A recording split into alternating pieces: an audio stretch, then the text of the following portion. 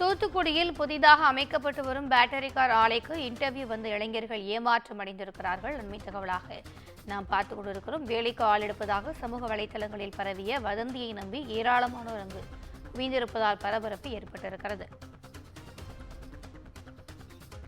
கூடுதல் விவரங்களை எமது செய்தியாளர் மணிகண்டன் வழங்க கேட்கலாம். வணக்கம் மணிகண்டன், இது குறித்த கூடுதல் விவரங்கள். வணக்கம் திவ்யா. சர்வதேச அளவில் மின்சார வாகன உற்பத்தியில் டெஸ்லா நிறுவனத்திற்கு போட்டியாளராக வியட்நாமை சேர்ந்த வின்ஸ்பாட் நிறுவனம் செயல்பட்டு வருகிறது. இந்த நிறுவனம் தற்போது இந்தியா மற்றும் ஆப்பிரிக்க நாடுகளில் தங்களுடைய உற்பத்தி மையங்களை நிறுவ ஆர்வம் காட்டி வருகிறது. அதன் ஒரு பகுதியாக தமிழ்நாட்டில் தூத்துக்குடி மாவட்டம் சிப்காட் பகுதியில் உற்பத்தி ஆலை அமைக்கும் பணியானது நடைபெற்று வருகிறது. இந்த பணியாளர்கள் மற்றும் வின்ஸ்பாட் தொழிற்சாலை அதிகாரிகள் ஒட்டப்பிடாரம் அருகே உள்ள சில்லானத்தம் பகுதியில் முகாமிட்டு தங்கியுள்ளனர். இந்த நிலையில் இந்த வின்ஸ்பாட் பேட்டரி கார் ஆலையில் இன்று வேலைக்கு ஆள் எடுப்பதாகவும் மெக்கானிக்கல் இன்ஜினியரிங், டிப்ளமோ இன்ஜினியரிங் படித்த இளைஞர்கள் வேலைக்கு தேவை எனவும் சமூக வலைதளங்களில் தகவல் வெளியானது.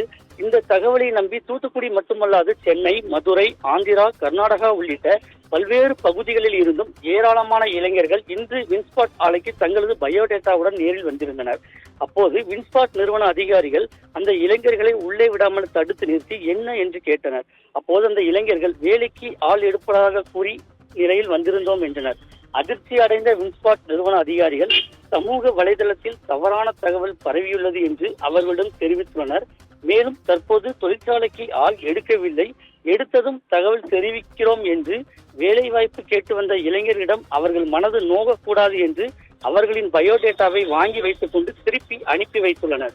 மிகப்பெரிய தொழில் நிறுவனமான வின்ஸ்பாட் கார் தொழிற்சாலைக்கு ஆள் எடுப்பதாக வதந்தி பரவிய நிலையில் பல்வேறு மாவட்டங்கள், மாநிலத்தில் இருந்து வந்த இளைஞர்கள், குறிப்பாக தென் மாவட்டத்தில் உள்ள திருநெல்வேலி, தென்காசி, நாகர்கோவில் மாவட்டத்தைச் சேர்ந்த இளைஞர்கள் வாகனம் ஏற்பாடு செய்து மொத்தமாக அவர்கள் வந்திருந்ததும் பின்னர் அவர்கள் ஏமாற்றத்துடன் திரும்பி சென்றதும் அதிர்ச்சியை தான் ஏற்படுத்தியுள்ளது. திவ்யா, கூடுதல் விவரங்களுக்கு நன்றி மணிகண்டன்.